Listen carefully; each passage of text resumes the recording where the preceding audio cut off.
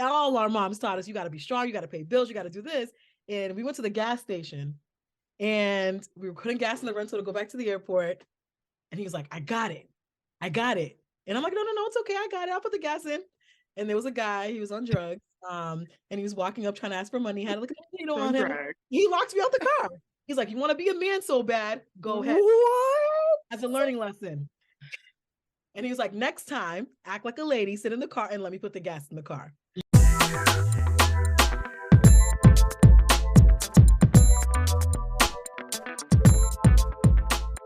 Like, the woman controls all that. You might have it. I'm sure you do somewhere, somehow. Okay. But I got this one. Right. So, right. But why? Oh, now I gotta call my mama. she gotta confirm the Bible verse with her mama. But I do.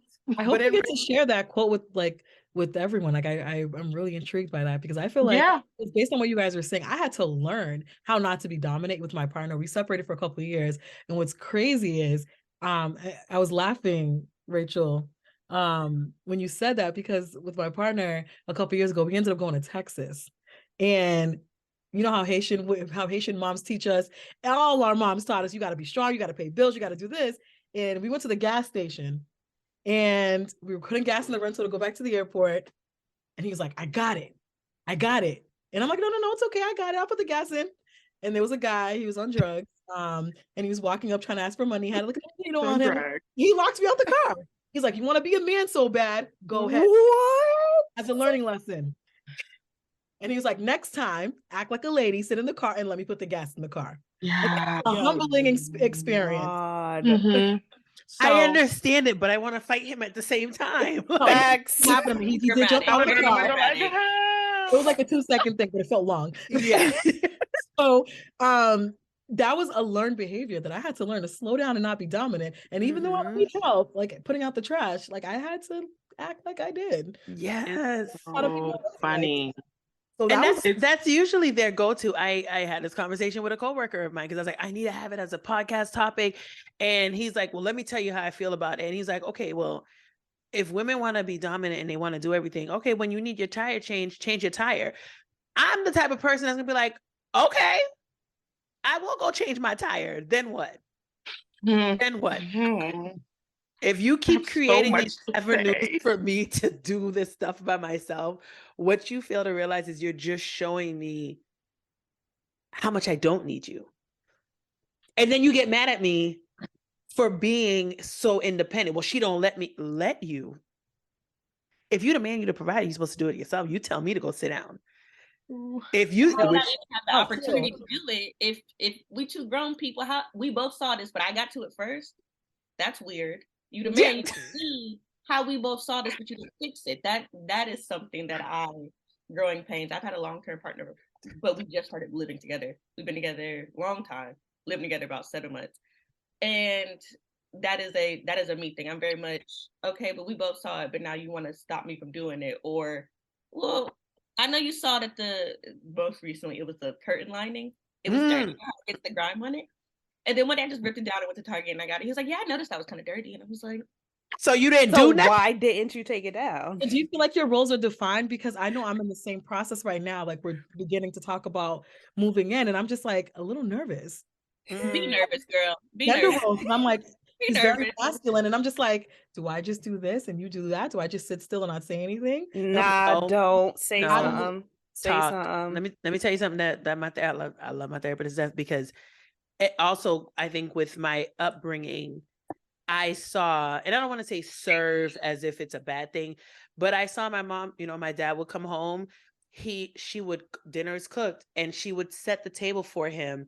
All of his food is separated. His rice is in a bowl. His meat is in a bowl. His, gravy is in a bowl. Everything is separated. My father would come, he would sit down, he would eat, juice is poured, drink his juice, finish eating, get up from the table, go watch TV. My mother would come back into the kitchen, clear off the table.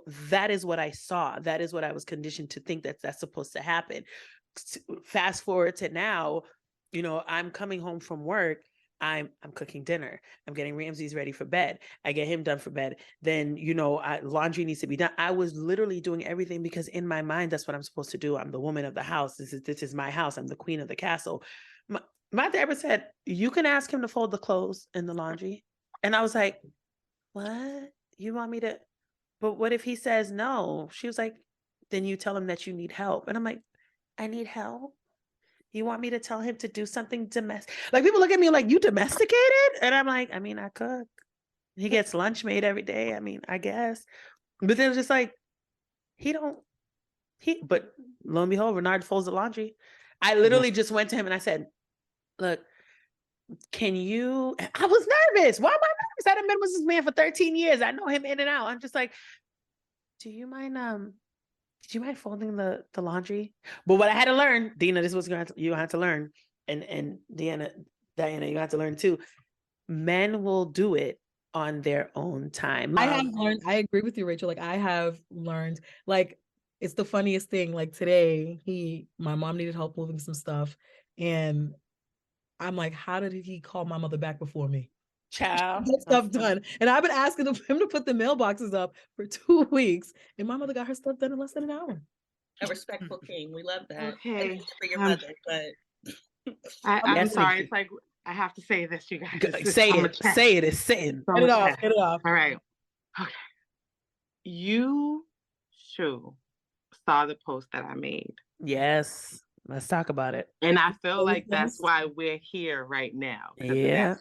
Yeah. So go ahead and let the people know, what was the post? I'm gonna get into the post. So okay, there's a couple of things I'm gonna get into. So the post was basically about a guy that I was talking to, and I'll take it a step further. This is something that I have not heard before, right? I had a boyfriend. I want to say he was the love of my life. That's still like one of my greatest friends to this very day. And I want to say I was about 19, 20. I was in college. I was in college, and I grew up. I have an immense amount of men in my family. Right? Let me put that out there. I have an immense amount of men in my family. And not only that, but a lot of guy friends as well. And a lot of people like to be like, oh, you got so many guy friends. No, I'm just the homie, literally. Yeah. Literally the homie. I identify, it's not that I identify with them, but because of the upbringing, I have fun with them. Yeah. It is what it is. Yeah. Now, with that being said, he said to me, Shanise, you have to stop doing what you're doing. I'm like, well, what am I doing? Mm-hmm. He was like, he said, if I wanted a man, I would have been with one. You have to stop being so dominant. And I'm like, what am I doing that's considered dominant? He went down the line and told me what he felt was dominant. And I'm like, okay, my issue is if I don't see you doing it, or if I don't see it getting done, I'm going to do it. Mm-hmm. As women, I'm referring to us Black women. We are conditioned that way. Mm-hmm. We are conditioned to be everything. Mom, daughter, sister, doctor, nurse, teacher, therapist, lover, fighter, therapist. We are supposed to do it all. Chef, everything. We are everything. Like, it literally came to me that whole song, I'm every woman. Like, literally, we're supposed to be everything. Now, when you have that, when people are telling you that this is what you're supposed to be, or this is how you're raised to be, you're going to do nothing but that. I'm going to get this bag. I'm going to cook this dinner. I'm going to make sure my mom is all right. I'm going to make sure my kids is okay. I'm going to keep my body snatched so that my man keep it all the way together. I'm going to do everything you asked me to, all down to taking out the trash. Child. Right? God bless you. And he, like I said, he went down the line and told me what it was. And I told him what it was for me. Like, this is what it is for me. But you know, he also said to me, this is why he's probably one of my best friends to this very day. He was like, I want you to take a step back. And he took over. He took over and led me to a point where I didn't have to be masculine. Well, not masculine. I didn't have to be dominant. I didn't have to do what men feel is a man's job. You feel me? The only reason me and him is not together is because of unforeseen circumstances, but he's so awesome. And again, that's my best friend, but moving right along to this. Yeah. I feel that us as women, we have no problem being submissive. Nope. We don't have an issue being submissive. I will be submissive to you, my guy, when you show me a reason for me to be submissive. One more time. Okay? One more time. One more time. Say it one more time. I will be submissive when you give me a reason to be submissive, because what you're not going to do is lead me to water and let me drown. If you're going to have me drink it, let me drink. But I'll be damned if you take me here and I drown. That's not how the way it's supposed to be. Right. And the one thing I try to to get on a level with my ex was, I need you to let me know it's okay. Yeah. I need to feel safe in the fact that you are going to lead me in the right direction, because you're so worried about me being masculine.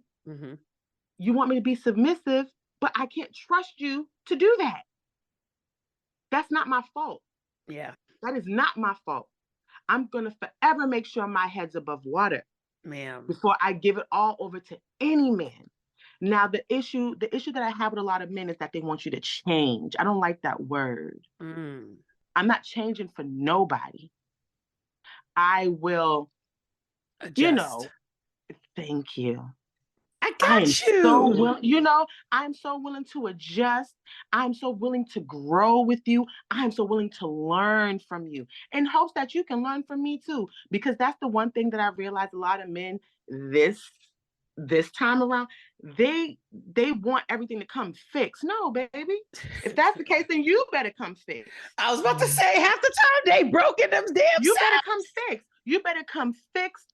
You better come fixed. In the name of God, you better have it all together. You better. Because if you're expecting all of that from me, what are you doing? Yeah. Are you going to adjust? Are you going to do any of that? You know what I mean? Yeah. So I big up women in general. We have such a heavy load.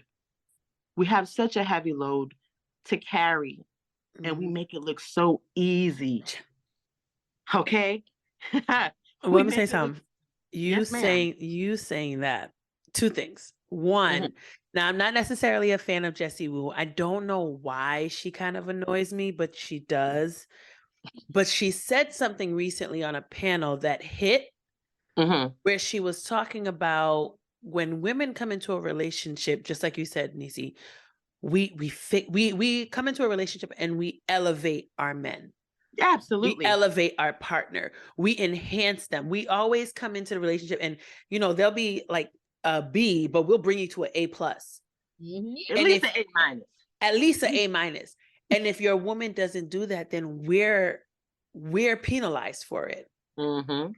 It's never looked at as the other way around. It's never really like, oh, the man came in and made you better. Why can't we be celebrated as women just for being a woman? Like, I came in today. Like, I'm just me. No, if I didn't do anything for you, then I didn't do my role as your woman. My thing is, like I said, we make it look easy. That's my thing. I found it. Yep, go ahead. It came back. Go ahead. I think that is where we have a flaw. And it's not our fault, because I think it falls into the category of growing up as an overachiever. that we make it look easy. Because it's something that we've been doing for so long that we don't necessarily allow space for anybody else to come in and kind of do it. Because we already know you're not going to do it like how I do it. That part. It's not going to be done correctly. It's going to get done, but not to my liking. Not the right way. Yes. And because of that, because we make it so easy, it allows people to be like, I don't got to do it. She got it. She can get it done. She's been doing it this whole time, not realizing that, we're doing it this whole time, but we're breaking underneath. I'm tired of doing everything. I'm tired. And you know what I realized, Shou? We have a problem with saying that we're tired. Because then if we say that we're tired, we're letting people down. And then when we let we're people lazy. Down, no. We've never been given that space to be tired. We're not allowed to be tired. Because if you're tired, you're letting people down, like you said. And it's because we have to take care of everybody. You can't be tired. God forbid you're tired from giving everything that you have to everybody else. God forbid. God forbid. And it's just one of those things like, if I'm tired and I'm asking you, my man, to lighten the load and you give me grief about it, child, what am I supposed to do with that? Yeah. My thing is this, and then I'm gonna let up because, honey, I know this conversation can go on. I don't know, like, Lord, but it's like, I just feel like I have so many conversations with men, and one of my favorite people to have these type of conversations with, besides my bro, is my homeboy Kyle. People know him as Cypress. He's one of the DJs out here. And we have like these conversations because his favorite person, he used to tag me in all the time, was Kevin Samuels. Ciao. But let me the gentleman that passed away? Yes. And he was like bad-mouthing women? Yeah. So, wait, all right. So wait. Pause. You see what you said? He was bad-mouthing women. Kyle literally tagged me in almost all of his videos. And I want to tell you something, ladies. If you ever have the opportunity to go on YouTube or whatever streaming app, listen to Kevin Samuels. We're only hearing bits and pieces of what he says. He really and truly is backing the woman. Take a moment, like when you're finished, maybe when you have spare time, listen to Kevin Samuels. He truly backs the woman. He may come at us, but he comes at the man. Oh, honey, does he come at the man. But with that being said, I have a lot of profound conversations with Kyle, and he's all about, he's a man, you know what I'm saying? He's going to say what the men say, but he also sees it from a woman's point of view as well. So big up him, big up Cypress, big up yourselves. But with that Jamaican with your big up yourself. I have a plethora of issues with myself right now. The Haitian, I'm a whole Haitian at this point. I know. So it's okay. I know. So, but with that being said, I just wish that the world was kinder to Black women. And I feel like they are the way they are to us because we're so strong, but we're tired. Yeah. We are tired of being strong.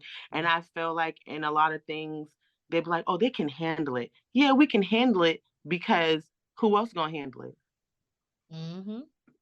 You know what I'm saying? So at the end of the day, it's just one of those things like,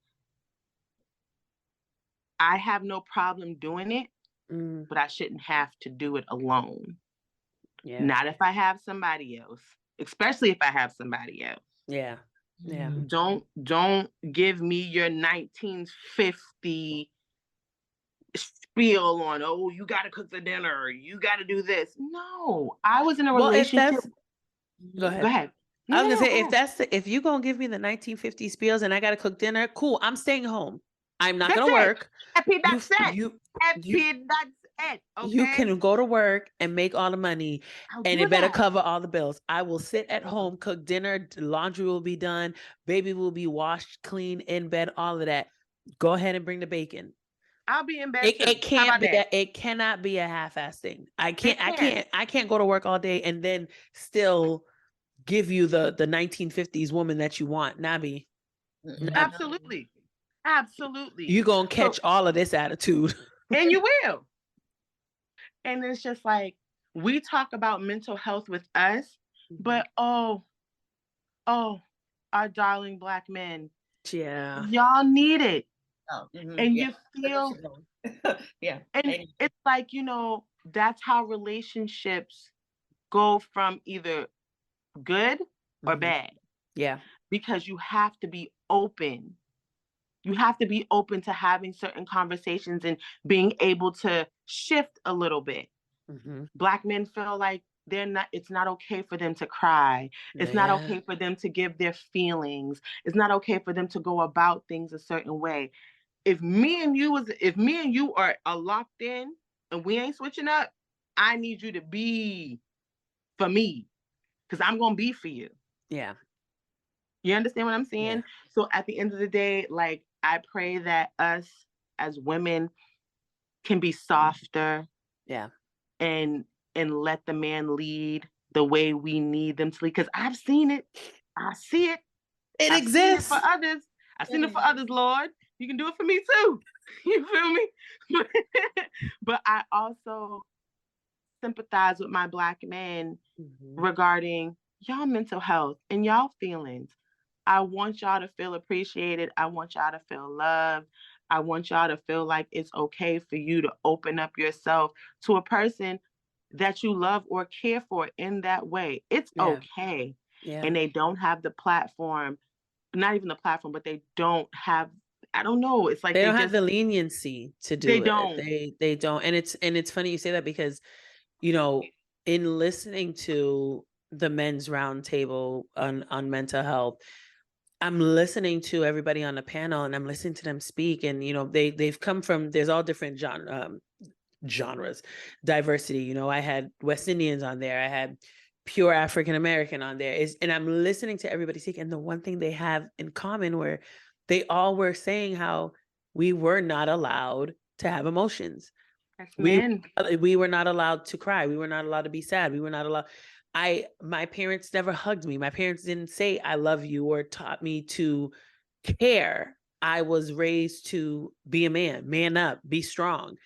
And at this point, like, now we have a bunch of grown boys that don't know how to control their emotions, that are upset with the women who are now becoming in tune, because now we're dominant women with that mindset of doing everything. And I think it causes a friction in their brain, because they're like, well, I'm supposed to do this. Why won't she let me do this? Why won't she let me do this? And they don't know how to react. Absolutely. And I think that's where the proverb, Nisi, that you mentioned comes into play, where we women are the neck and they're the head. They lead, but we move them. We control where they... We control them. I know that sounds so bad to say out loud, but it's so true. We control it with love. We control it with nurturing. Like that is our role as women. We nurture, we grow. We do. That was that. We're supposed to. We're supposed to. That's in the Bible. Us as women, we're supposed to nurture and care for our family, for our men, for our children. Right. And it's not even just that. As a culture, we as Black people, this is what we're supposed to, the proverb, it takes a village. Yeah. It's a village. You my man, I'm your woman, baby. What you need me to do? You gonna do this while I do that? Bet. We'll meet back in the middle. We'll meet in the middle.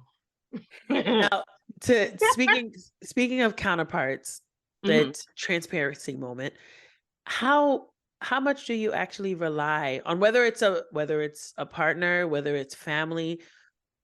Honestly, we got to be honest with ourselves. How much do we actually allow ourselves to lean on others? Because I know I don't. And it's not my fault. I don't. It goes back to what I don't remember who said it earlier today. I don't want to inconvenience anybody, because everybody else going through their own stuff. It was me. No. Yeah. For me, I completely agree. It's about part of it is inconvenience. I know that again, going all the way back to childhood, I understand how I got to the point where I don't want to inconvenience anyone. But part of it is also is you learn in some cases so early that like your emotions affect like the room. Like, oh, if I do this, mom and dad are going to be sad, or like absolutely you start to as like a smart child, an intuitive child, kind of like, oh, I got to tone my feelings down because other people are going to be some type of way. But then also I feel like for me and like my personal experience, I have the world's worst trust issues that don't stem from infidelity. They stem from, so like you have a whole bunch of men in your family. I have essentially none. My mother is one of three. She has one brother, one sister. I had a grandfather. My father is alive. We're cordial. That's cool. I have one uncle, my father, my grandfather. All three of them let me down in big ways. I had to work through in therapy, and my father's father was in prison most of my life. So one of the things I had to work through in therapy very early on was that I never felt protected by a man a day. Like every that adds time to it was y'all turn to step up, let me down big time. We ain't got enough time, but so I never felt protected by a man. I'm with someone now who one of the things that like has held us together so long is that I can rely on him. Maybe not in the moment to, do the laundry, but I'm with someone who I know would never lay a hand on me, who would never raise his voice at me, who if push came to shove would always have my back. Amen. He is the first person I feel like besides like my sister who I have an amazing bond with, who I can truly be like, it might be messy in this house, but I'm at peace when I'm at home because I know that's right. I know that's right.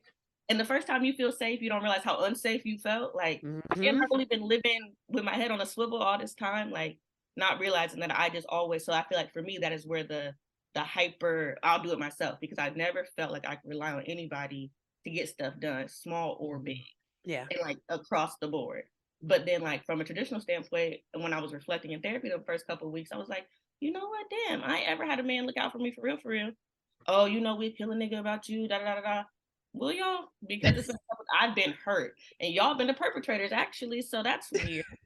And it just again, you don't realize how unsafe you feel until someone brings it to your attention. Like, well, you know what? You've mentioned this man, the first boyfriend you ever had.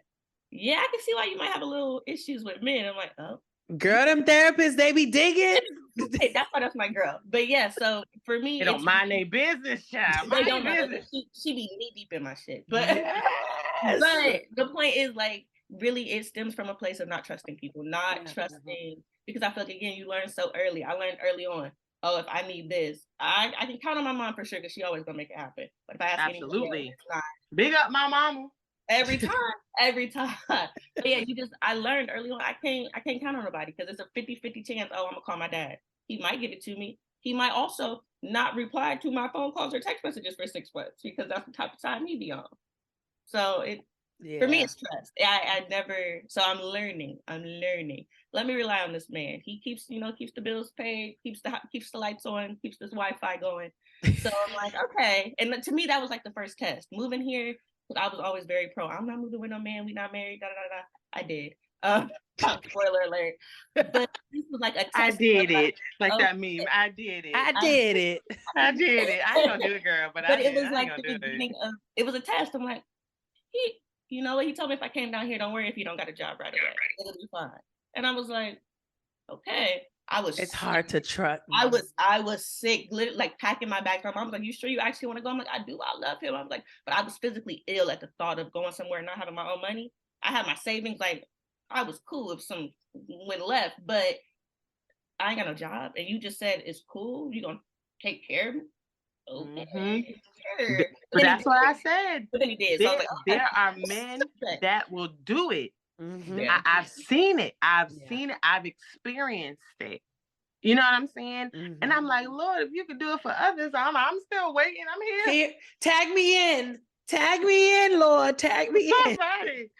But I guess for me, like, don't get me wrong. Like I've had like really great relationships and stuff like that. But I'm so focused on the growth of myself and my baby. I'm not ready to be like fully committed. I'm not afraid to say that. And that's fair. I'm not afraid to say that. Because at the end of it all I'm trying to do is I'm trying to build the best Shanise. Yeah. And I need my daughter to see me at my best. Now, when it comes to men, the only man that she knows is her father. You understand? I could have 100 of them boys out there. Y'all know of her, but she don't know y'all. You feel me? So at the end of the day, it's just like, I literally said to my little sister today, I wish the career I had before, like, don't get me wrong, Shou, you know me from before, like, my careers were always booming, like, I was always with it, but I wish the career I had now, I had before my baby, because the career I have right now, it's taken off something crazy, because like I said, I'm an executive assistant in health equity, and I'm the newest member of the Black Professionals Network, and all of these things are just taking off of me. And I'm like, oh, it's about to get lit for me. You know what I mean? But then when things start to go so great and men see how you're elevating, they're going to be like this. You know, oh, you're doing this. Oh, it's that. Like, no, I'm just trying to be the best me. Because the crazy thing about people, they don't know where you're coming from. I was in a crazy space before. Let me be blessed. Let me accept my blessings. You feel me? Let me accept my blessings. That's like that Instagram post. There's an Instagram voice that goes, I'm not doing this for y'all. My apology is to myself because I forgot who I was. And I did. Or what I'm capable of doing. Because that's what I'm saying. Like, for me, I can only speak for myself. I don't know. I'm pretty sure all y'all women on here is extremely blessed in y'all ways. But I know where I'm coming from. God has been Godding. God has been Godding. Okay. I need that on a t-shirt. And I do. Somebody's going to print it. Like, God has been Godding for me. I'm going to Canva after this. Okay. Hit me. Let me know how much. I'm put it on a shirt and I'm going to send it to you. Let me know how much it's going to be. Because I'm so thankful. I'm so thankful for my mother and her faith. Because with my mom and her faith, she keeps me there. Yeah. Because my mother's seen everything that I've been through. Yeah. My mother knows everything that I've been through. And I know I would not be half the person I am if it was not for her and my child. So I am extremely thankful for everything, for her keeping like my head on straight, keeping me faithful. Because, honey, I lost my faith. I'm not ashamed to say that. I lost my faith at one time, but then God came through and was just like, hey. He said, you done? You ready to come back? You ready to come back? Are you finished? Because here we go.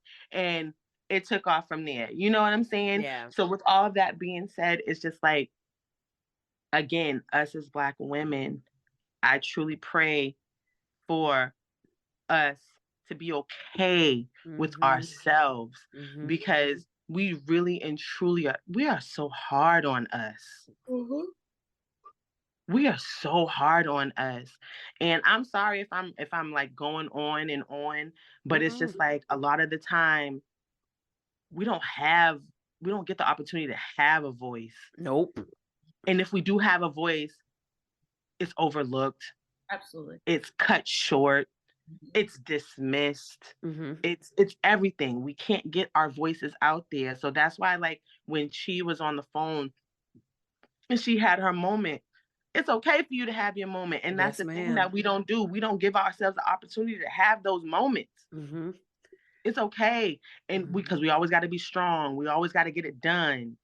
Like, I'm okay with myself. I am so happy with myself right now, whether I am the mom, whether I'm the executive assistant, whether I'm the turn-up chick, whether I'm just a friend, having my friend on their shoulder type stuff. Because it's so funny. I have to bring it back to you, Shou. I never forget that night I came to your house years ago. And I think I was crying about an ex or something. And we sat down on your couch and watched Sex in the City. For a whole, we watched all the seasons. Mind you, she had never watched Sex in the City. And I've been glued ever since. It's addictive. You hear me? And it's so funny because when the other ones came out, I was like, damn it, I gotta call Shou. What the hell? It was solving some problems. Granted, it is for white women, but still. Something about it is still so universal. And he made me chocolate cake because it was favorite. But see, this is what, and it's funny you bring that up because, you know, part of one of the topics I brought up was the support system. Mm-hmm. You know, we don't necessarily need to always have someone to have the answers. Sometimes you just need somebody that's going to sit with you on the couch and watch Sex in the City and make you a chocolate cake. And listen. Listen to me vent. Even if you don't like it, let me just say what I gotta say. Just let me talk. Because like you said before, we're silenced. Well, actually, no, let me take that back. We're not allowed to speak. And I heard someone say earlier that our silence is so powerful. Mm-hmm. But I think, was that you, Dina? No. This was Iyanla. I could. But I felt like you said something like that. But I think we need to be careful with our silence and our actions when we are silent. I think yes, our silence can be powerful, but whilst being silent, we should still be moving in a way that people know that we have power. I'm not silent because I'm scared. I'm not silent because I'm allowing you to do this to me. I'm silent because I'm configuring a plan that's going to elevate not just myself, but those around me. Mm-hmm. And I think because we get so lost in that silent, we get overlooked. We get absolutely, we become blinded, and then we fall into I got to take care of everybody else. Mm-hmm. So, like you were saying, Nisi, I think it is very important for us to be graceful to ourselves, for us to be patient with ourselves, so to be kind to ourselves. Yes. If you don't, I be fighting myself almost on a daily basis about that goddamn dishwasher. Not the dishwasher. The dishwasher. And I sit here, I'm like, why am I moving? Do you know how many times a day Renard tells me, are you a single parent? What are you? And it goes back to what Dianna said. Well, if we both seen that this but our problem as women, and you know me, I'm very real honest about it.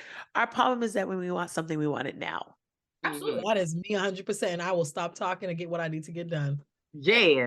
Born spoiled, won't stay spoiled. I want my way. And furthermore, I deserve my way. I feel like it's hard. And I think that's part of it for Black women. We work so hard. God, I'm not going to cuss no more on your podcast, but damn it. No, you can cuss. We all been cussing. I deserve it. I didn't did 2 jobs. I didn't went to college. I didn't did everything. I deserve what I want, and I deserve it right now. And I mean, Brad, I'll be that. I want it, and I want it now. And I deserve it. Exactly. Exactly. You know what's crazy? What's crazy is we were talking about this summer at a birthday party, Rachel. And I don't know if you remember this. And what's crazy is every time I see someone, like I know I have refined taste, but I work hard for my refined taste. And I'll ask everybody to buy my stuff. So when people say to me, well, I can't afford it. And I'm like, that's a you problem. And I'm not trying to be an asshole. And I'm just, and it's just, I know what the hell that I've gone through. Like for me, my biggest thing, and the reason I bring up my dad again is because one, I had to learn that I don't have time anymore to do what I used to do. So my luxury for me, and I will continue to make this as a part of my budget and with my nail, my hairs, and my eyelashes, is a housekeeper. I clean, and I told Rachel this, and I said to her, and she coming tomorrow, by the way. She gave me her cleaning lady. Shout out to Marlene. She don't speak English, but we communicate in our love language. Sure don't. Emojis. She's like the best. That's right. Listen, Marlene she's clutch. Isn't she amazing? She is amazing. My house smells like pine sol every time she leaves. I need me a Marlena. Listen, she's like the best of the best, and that is a luxurious thing. I call it normalizing. It's a part of my budget. I don't care. I will work my second job if I have to make sure that I have Marlene or someone close to Marlene because that is my self-care, my mental health. I don't feel bad if people are always throwing shade about it. I'm like, I don't care, because this is the same person that walked in. My father, the reason I laugh about this, because we talk about mental health, because we're bringing this back to mental health. Out of all 3 housekeepers, my father did not open the door for not one of them, except Marlene, who did not speak English, on his way out the door. And I bet you that's why he opened the damn door, because they gotta talk. Nobody anything about me. I'll tell y'all something. When I speak about having someone come clean my house, and they're like, "Oh, well, you got money to spend." Thank you. No, I It's need a it. necessity. You have a baby. Child, not even outside of having cleaning. a baby. I'm tired. Even I was tired before this child. And for me to hear people be like, "Oh yeah, you want a housekeeper, or you want someone to come clean your house." No. I need it. No, you want it. No.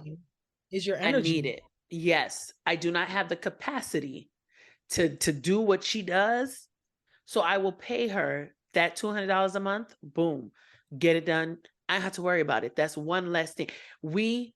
This ties back to what we were saying about how hard we are on ourselves. It is because the environment that we have, whether it's friends, whether it's family, for people to think, I don't care what you have going on in your life. You, as the woman, should be cleaning your house. Why are you paying somebody else to do it? Because I can. Because I work hard and I make money to pay somebody to come clean this house so that I can continue doing what I've been doing to provide and have some. Y'all don't and get to me bounce started. on that, Rachel, like, to be honest with you, I actually roasted another female a couple weeks ago about this. Oh, and I'm Lord, not roast. I've roasted her because she does. She's good for it. I said, I'm sorry that I'm trying to break a generational curse, and I'm not going to sit down and cry working 5 jobs to make sure I feel good. I said, I'm not doing what my mother did. I'm breaking generational curses. And like, my mom is also learning this as well. Like, it's okay to go out and have an expensive meal. It's not every day. It's okay to say that somebody's coming. You're still cleaning. It's okay. It's okay. You don't owe anyone anything. You don't have to explain it. If you have extra grand in your pocket and you want to go to X, Y, and Z, do you. It's your money. When you die, it's not going with you. And what are we working for if not to enjoy those things? Also, I wish people, speaking about like cleaning the house situation, thought more critically about, don't you think if our mamas and grandmamas could have had somebody come clean, don't you think they would have? But they do. Like, look at the Caribbean. Like, this wasn't a matter of, they wish they could have had. And I think that's something I love about my personal family. My mom loved that we do the luxury thing. She's like, I wish I could have gave that to y'all. So often people are like, well, I saw my mom do it. Baby, your mom didn't want to do it either. I promise you. She didn't want to do it either. Could have been crying upstairs by herself. And then I think even more critically about the fact that for me, would be like my great grandmother and grandmother were like the cleaners. Like, we are the women, the children of people who had to clean other people's houses to put food on the table. You think they still want that for us now? They wasn't scrubbing the clothes on the boards for me to have to do that now still. They did that so I could go to college, so I could have some money, so I could pay somebody to come in here and run. They want that. If they don't, that's a whole different topic. Right. Whoever you drug it's something inside of them that's broken or hurting or insecure, because they know they want that too. Dishes all day after going to work. Not And that's why I put my new dishwasher in when I redid my kitchen. I was like, that's a non-negotiable for me. I love mine. A non-negotiable. Every day. I'm not doing this. I'm not saying, listen, I'll do my laundry every week. It's not a problem. I don't mind cleaning up because I have dogs every single day. But what I'm not going to do is, when I'm not going to kill myself on a day off while I'm working X amount of hours and running a business and doing a deep clean. Cleaning is done every day. And the thing about it, 2 things. One, they want to make us feel bad when stuff ain't clean. I'm sorry. If it bothers you that damn much, wash it. Why don't you clean it? Come clean it. You clean it. If you see me running around here with like a chicken with my head cut off, you clean it. How about that? Okay. And you want to know something else? I've always had this in me, but even more so now, I really don't give up what anybody thinks. You keep that to yourself. If you want to say it to me, by all means. I'm probably going to drink to it, but whatever. Like, I don't care. I do not care anymore, because you know what? You ain't me and I ain't you. And you're not paying my bills. our pockets is not the same. You know when that hit for me? What? When I hit 30. When Did I it? hit 30, I was like, really, you think so? Yes. I'm gonna think about it because I'm 32 and I'm gonna say 29, the halfway mark. I was just like, I just got to the point. I'm like, I don't give a fuck. No, when I got even worse. I've always felt that. Shou could tell you, I ain't giving a fuck about shit. No. I promise you. You are so lucky. I wish I had that in me earlier. I'm honest with you. I wish. She could tell you. I was always with whatever. And she'd be like, what? I don't care. I don't care. Did they say it to my face? Okay, they ain't say it to my face, so it don't count. I don't care. But it's just like, it's one of those things like, you really, again, take it back to Cat Williams, you really have to be in tune with your star player. Yeah. Because when you start letting other people's thoughts and foolishness take over, get to you, yep, you had a problem already. Because there's been times where I have been like, oh damn, oh man, oh this, oh that. But then I'm like, well, you know, they ain't paying no bills over here. There's the 5 F's. That's why on my motto I've been saying this. And my brother, I joke around with him all the time, the 5 F's. If they ain't fucking you, feeding you, financing you, and they ain't family, because your friends and family at this age, I don't give a fuck. And I don't. And I love that. You might. I don't even give them all 5.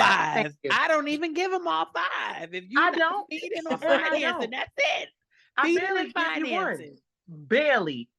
Because my thing is the finance part, and that's a fact. If you ain't doing if you ain't paying that bill would you like to pay today?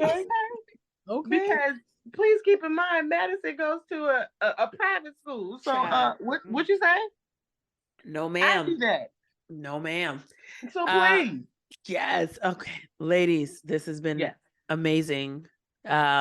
I do want to wrap up because, like I said, I'm learning to try to make our conversations an hour long. Is it 10 o'clock? Yeah, almost 10. It's like 10 minutes to 10. I tried. It's okay. This was needed. It's okay. It was. Listen, we got tears, we got laughter, we got knowledge. I'm satisfied. We'll come Absolutely. All right. So I'm gonna have you guys do your closeout. If you want to drop your Instagram, Diana, I need you to drop your podcast. And we will wrap up. Yes, she got a podcast, y'all. Tell me about it. Matter of fact, let me tell you a funny story. So what happened was I posted the men's roundtable on mental health, and Diana commented and was like, thank you for talking about this and bringing this to light. And I was like, well, sis, I'm about to have one with the women. Do you want to be a part of it? And now we have her.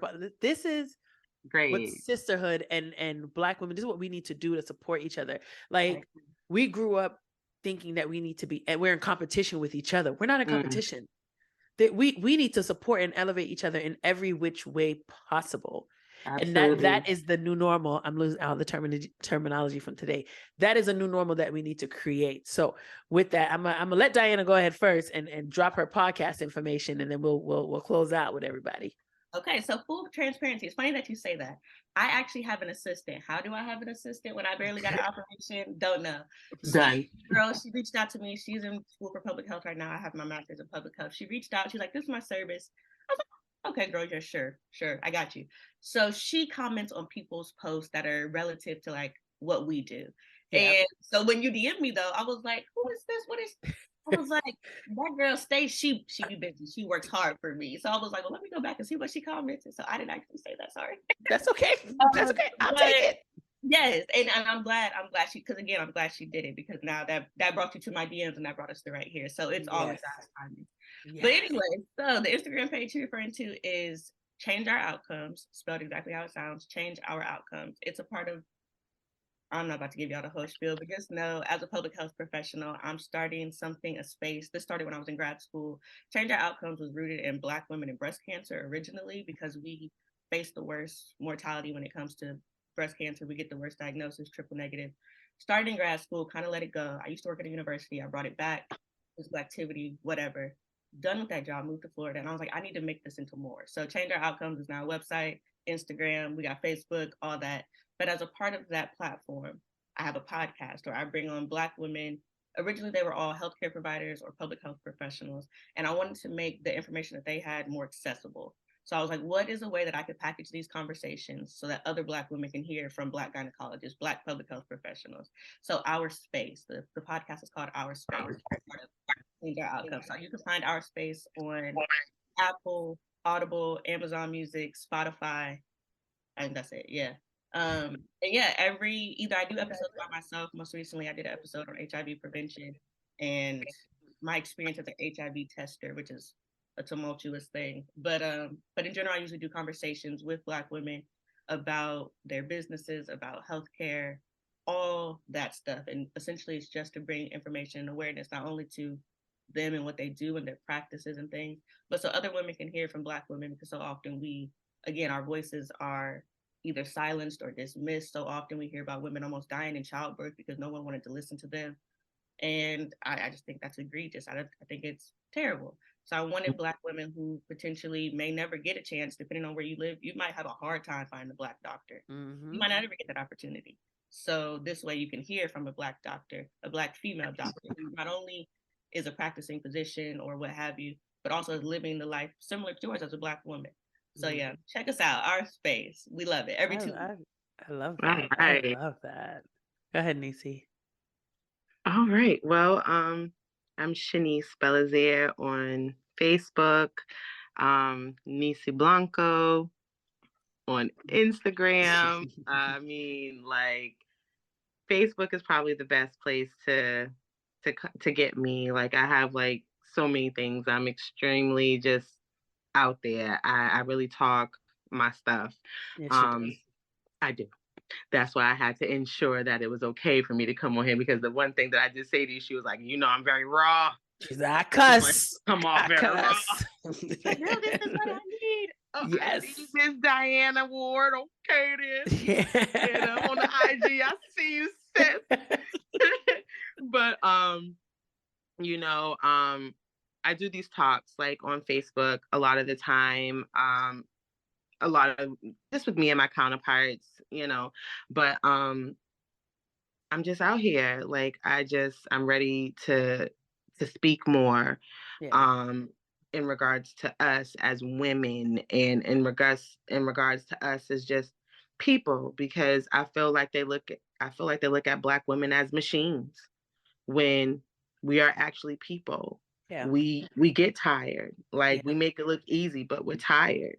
And we want to be there for you in any way that we see fit, but you got to meet us halfway. But again, it's Shanise Belizaire on Facebook, Nisi_Blanco on IG.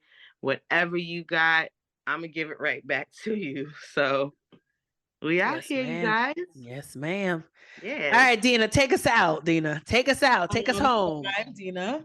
And my Instagram is Doses of Dina, and it's DENNA. My spelling is different. I actually started taking the social media thing a little bit more seriously. It's hard. Yeah, my intention is just to show a soft Black girl life.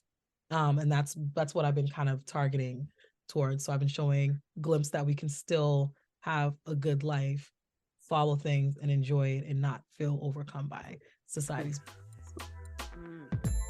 Well, again, thank y'all ladies for chatting with me. It's our bedtime. It's my bedtime.